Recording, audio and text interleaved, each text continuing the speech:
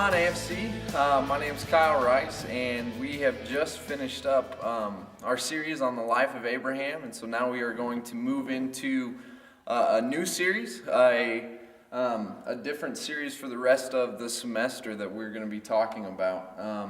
And so what I want to do today is just look at 4 different verses and then pull one thing as kind of an intro that will intro into the rest of our semester. This is the topic that will be covered in a little bit more detail in the coming weeks. And so what I want to do today is just intro it. And so we're going to start out in Psalms 34, verse 8.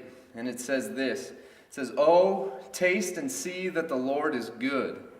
Blessed is the man who takes refuge in him."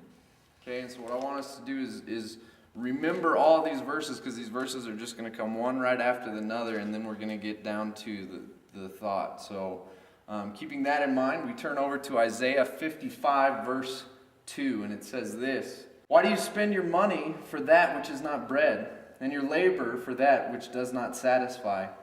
Listen diligently to me, and eat what is good, and delight yourselves in rich food." Turn over to Exodus 34, verse 10, and it says this: "And he said, Behold, I am making a covenant before all your people. I will do marvels, such as have not been seen, created in all the earth or in any nation. And all the people among you shall see the work of the Lord, for it is an awesome thing that I will do with you." And then the last one comes out of Ephesians chapter 3, verse 20, and it says this: "Now to him who is able to do far more abundantly than all that we ask or think, according to the power at work within us." And so taking those 4 verses in mind and keeping them, here's the idea that I want to put out on the table, and that's this. Christ has set before us a buffet table. And often when we eat at a buffet table, we eat till we're full and we're finished. And the idea that I want to get to here is that with the Word of God, with your life as a Christian, don't ever put your fork down, because the best is yet to come.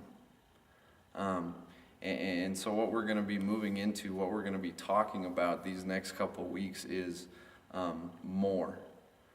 So how do I get more joy, and how do I get more grace, and how do I get more of these things? How do I get more Christ in my life, and to be able to be seen and worked out throughout my life?